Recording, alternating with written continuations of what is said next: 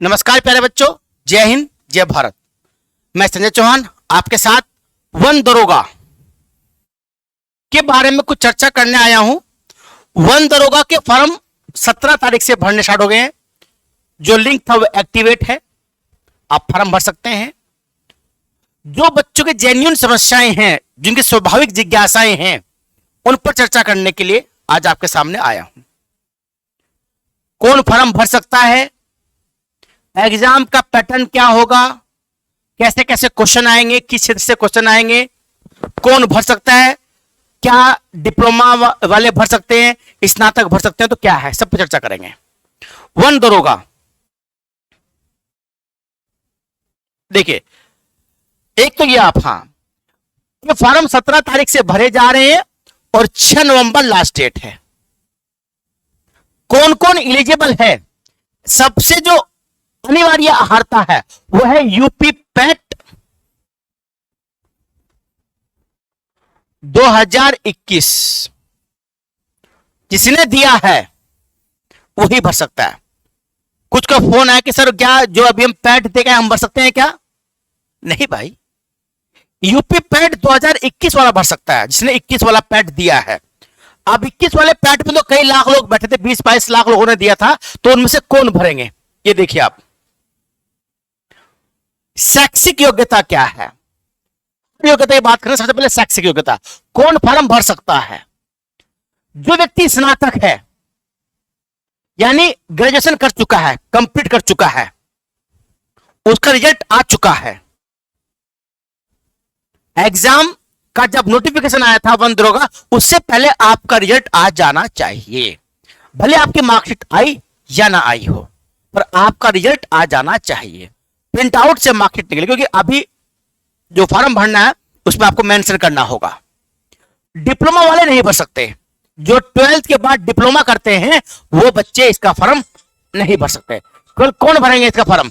इसका फॉर्म वो भरेंगे जो ग्रेजुएट है, स्नातक हैं। स्नातक किस चीज में? स्नातक बीकॉम वाले भी होते हैं, बीए वाले भी स्नातक होते हैं, और जो बीकॉम करते हैं वो भी स्नातक होते हैं। तो ना तो ये भर सकते जिन्होंने डिप्लोमा किया है, ना बीए वाले ना बीकॉम वाले, या कुछ लोग जो बीएड करते हैं ना ये भर सकते हैं। ये साइंस वर्ग के जो बच्चे हैं, जो विज्ञान वर्ग के बच्चे हैं, वही फॉर्म भर सकते हैं। जिन्होंने विज्ञान के कोई भी 2 विषय लेकर ग्रेजुएशन की है वो भर सकते हैं। कैसे? जो बीएससी करते हैं, बैचलर इन साइंस, उनके पास 2 वर्ष, कम से कम 2 वर्ष तक गणित रहा हो, भौतिक रहा हो, रसायन, वनस्पति विज्ञान, यानी जो पीसीएम है, फिजिक्स केमिस्ट्री मैथ, जो पीसीएम वाले तो पढ़ सकते हैं, उन्हें कोई दिक्कत नहीं है कि उनके 3 साल तक उनको पीसीएम पढ़ना पड़ता है। तो जो पीसीएम वाले हैं वो भर सकते हैं। जो पीसीबी है, फिजिक्स केमिस्ट्री बायो, वो भर सकते हैं। जो सीबीजेड वाले हैं, chemistry bio zoology, botany zoology, वो भर सकते हैं। यानी आपके पास 2 साल कम से कम एक सब्जेक्ट रहा हो तो आप फॉर्म भर सकते हैं। उसके अलावा जो बीटेक है, किसी भी साइंस में बीटेक हो, किसी भी क्षेत्र में, कंप्यूटर साइंस से हो, इलेक्ट्रिकल से हो, इलेक्ट्रॉनिक्स से हो, किसी से भी हो, आप इसमें कोई मेंशन नहीं किया है, बस बीटेक होना चाहिए आपके पास।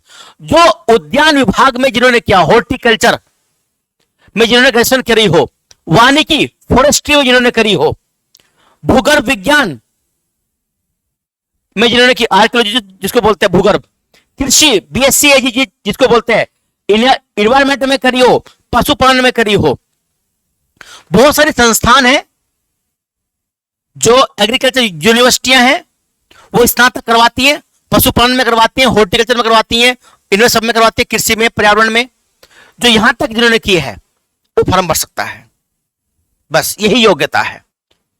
बीसीए नहीं भर सकता, बीबीए नहीं भर सकता, बीसीए भी नहीं भर सकता, ठीक ना, ये आप ध्यान रखना। आप तो इसमें जो, क्योंकि आपको पता है कि वन दरोगा जो होता है, फॉरेस्ट के अंदर जो वन दरोगा होता है, उसका काम पेड़ को नापना, गोलाई नापना, लंबाई नापना, पौधों की विशेषता होना, जो जंगली जानवर है उनके बारे में जानना, साइंस के बारे में जानना, जो उनकी साइंस क्या, उनकी चीजें कैसे काम करती हैं जंगल के अंदर, तो उस बारे में जानकारी होनी चाहिए। तो वही लोग वन दरोगा फॉर्म भर सकते हैं। एक तो ये शैक्षिक योग्यता होगी। अच्छा, अब इसी में अगर हम देखें शैक्षिक योग्यता में ही आप ध्यान यही भर सकते हैं केवल जिन्होंने पैट 2021 दिया है, 21 दिया है। स्कोर की बात अभी तय नहीं है। कारण क्या है? 701 वैकेंसी है, गुना 15 लिए जाएंगे 701 के। जैसे जनरल की वैकेंसी 288 के आसपास है, ओबीसी की 165 प्लस 63 कितनी है उसके आसपास है, ईडब्ल्यूएस की है, ओबीसी एससी एसटी सबकी वैकेंसी है। तो 701 गुना 1500। लेकिन होता क्या है बच्चों, वो एक्चुअल में 15 गुना नहीं होता, वो लगभग 30 गुना बैठ जाता है, यानी डबल बैठ जाता है ना।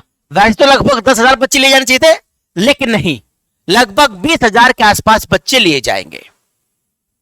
अब जो 20,000 बच्चे हैं, अगर इसमें सभी लोग बैठते तो वास्तव में 80 नंबर से जो ऊपर वाला नंबर होता, परसेंटाइल नहीं मार्क्स वाले, तो ही बैठते। लेकिन छटनी बहुत हो गई है। मैक्सिमम बच्चे जो पेट देने वाले होते हैं वो आकर आप अनुपात निकाल लोगे तो बीए के होते हैं, और वो बच्चे क्या हो गए इससे बाहर हो गए। तो बहुत बड़ी जनसंख्या जो 20-22 लाख लोग थे वो बाहर हो गए। इसलिए ये उम्मीद लगाई जा रही है कि लगभग 65 मार्क्स जिसके होंगे, 65 मेल में 65 के आसपास जिसके मार्क्स होंगे वो फॉर्म भर सकता है, वो फॉर्म भर सकता है। ठीक है, आप ये तक अभी तो सबसे फॉर्म भरवा रहे हैं ये 25 रुपए लेकर, तो उसके बाद फिर मेरिट लगाएंगे, यानी अभी तो सबसे फॉर्म भरवा लेंगे। जिसने भी पैट दिया है उसके मार्क्स कितने ही क्यों ना हो, इस समय वो फॉर्म भर सकता है 25 रुपए देकर, सबसे भरवाएंगे। उसके बाद फिर मेरिट लगाएंगे कि जहां तक भी 20,000 बच्चे बैठ जाएंगे लगभग, मान लिया वो 70 तक बैठ गए तो 70 नीचे वाले 12 हो जाएंगे। मान लिया वो 65 तक आगे 20,000, 60 तक आगे 20,000, 60 तक आगे मान लिया तो वहां तक हो जाएगा। तो अभी तो सब भर दीजिए जो भी है वो। इसमें जो भी साइंस वाला है ये मत सोचिए कि मेरे तो 60 ही है जी, आप भी भर दीजिए, कोई दिक्कत नहीं है 25 रुपए में। लड़कियां करेंगे जी मेरे तो 55 ही है सीबीजेड में, कि लड़कियां सीबीजेड में ज्यादा होती हैं केमिस्ट्री, बॉटनी और जूलॉजी में। तो अगर आपके 55 पे तो आप भर दीजिए, कोई दिक्कत नहीं है। आई पर समझे, भर दीजिए। लेकिन जो अनुमान है वो ध्यान रखना, जो मेल का अनुमान है, जो बॉयज का अनुमान है, वो जो 65 के आसपास है, 63 है, 64 है, 65 है, 66 है, 63 64 तक भर सकता है वो। यहां तक मेरिट जा सकती है बॉयज की। गर्ल्स की थोड़ा हो नीचे मान लो आप, गर्ल्स की मान लो आप 60 तक, गर्ल्स की 60 तक। ओबीसी ये जनरल की है, बता आपको, ये अनरिजर्व की है यूआर। जो ओबीसी है वो इससे अगर जितने जनरल के तो 2-3 नंबर कम मान लो, 60 मान लो, ज्यादा अंतर नहीं आने वाला है। तो फिलहाल तो सभी लोग फॉर्म भर दीजिए जो भी बीएससी किया। हाँ, जिसके 40 है उसको जरूरत नहीं भरने की, जिसके 35 है उसे भी जरूरत नहीं भरने की। जो 55, 55 या इसके आसपास है वो सभी फॉर्म भर दीजिए। बात समझ में, वो सब भर दीजिए। मेरिट कितने लगे वो बात की बात है, और फॉर्म भरने के साथ ही अपनी तैयारी भी कर लीजिए। ठीक है, चलिए अब क्या है, जो पैटर्न होगा एग्जाम का उसमें देखो, हिंदी तो आनी ही आनी है, गणित आना ही आना है, रीजनिंग नहीं आएगी, गणित आएगा, जीके और आपका विज्ञान, विज्ञान ऑब्लिक पर्यावरण।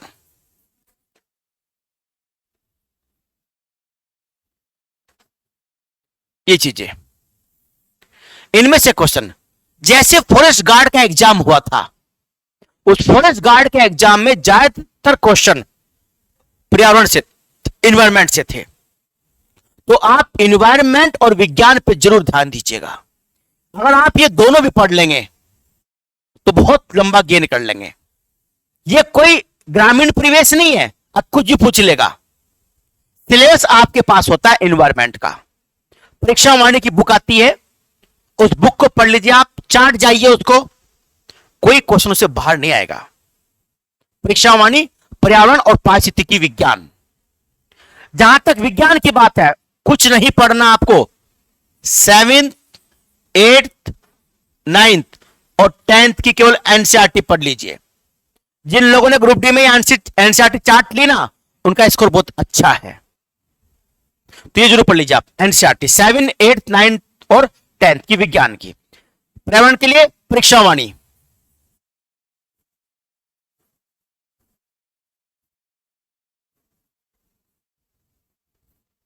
परीक्षा वाणी ये पढ़ लीजिए आप। याद रही बात, ये आप तो ये तो इसके लिए होगा। जीके का कोई देखो और छोड़ नहीं होता है। जीके तो आप जो भी पढ़ रहे हो, जहां से पढ़ रहे हो वो आप पढ़ते रहिए, बाकी हम क्लास चला रहे हैं वो आप करते रहिएगा। तो जीके पर्यावरण ये जरूर रहेंगे। गणित और हिंदी, सिलेक्शन जो कराने वाली चीज है वो हिंदी होगा। 100 में से 100 मार्क्स आ सकते हैं। इसका हिंदी आसान आने वाला नहीं है जैसे भी पैट में आया था। इसका हिंदी काफी कठोर आएगा, और कठोर हिंदी तब होती है जब ज्यादातर रचनाएं पूछता है। हिंदी साहित्य के इतिहास से क्वेश्चन आते हैं जब होती है हिंदी कठोर, तो उस पर ध्यान दीजिएगा। समझ लीजिए जो फॉरेस्ट गार्ड का एग्जाम था उससे 20 पेपर आना है, अच्छा खासा पेपर आना है। लोकपाल जैसा जीएस रहेगा, जो अभी लेखपाल जैसा जीएस रहेगा, हिंदी फॉरेस्ट गार्ड वाली रहेगी, और जो जीके है जिसमें ग्रामीण परिवेश आया था, इसी तरीके से विज्ञान और पर्यावरण आने के चांस हैं। ये आप जरूर पढ़िए। तो ये आपका पैटर्न है एग्जाम का। बाकी सब फॉर्म भर दीजिए, कोई समस्या नहीं है। जो 55 तक है, मेरिट तो 55 से 10 ऊपर ही जाएगी ऐसी उम्मीद है, लेकिन कुछ ना जा सकता, क्योंकि तो ये बंद कोठरी है। यूपी SSSC क्या सोचता है किसी को नहीं मालूम। वो बिना सिर बिना पैर का है, संस्थान है जो कुछ भी काम कर सकता है, कभी भी कर सकता है। ठीक है, उसको कोई सिर और पैर नहीं है। अगर उसके सिर और पैर होते तो 37 लाख बच्चों को इधर से उधर ना घुमाया जाता। ठीक है, क्या नकल रुकी? क्या सोलवर बैठने बंद हो गए? अगली बार पेपर जो होगा दूसरे प्रदेशों में होगा, और वहां भी नकल नहीं रुकी तो विदेश में होगा, और वहां भी नहीं रुकी तो दूसरे ग्रहों पर होगा, तो वहां भी नहीं रुकी तो फिर दूसरी जो आकाश गंगाएं हैं वहां पर एग्जाम करवाया जाएगा। चलिए खैर, कर लीजिए तैयारी स्टार्ट अपनी। फॉरेस्ट गार्ड बहुत अच्छा चांस है। 20-22 हजार जो बच्चे साइंस के हैं, विज्ञान के हैं, मेहनत करोगे तो कुछ सब कुछ हो सकता है। मेहनत का, परिश्रम का कोई विकल्प नहीं है बच्चों। मेहनत करोगे तो हो जाएगा। सरकार को दोष देने से या किसी को भी कुछ करने से कोई फायदा नहीं है, ये ध्यान रखिए आप। ठीक है, बहुत बहुत शुभकामनाएं। जय हिंद, जय भारत।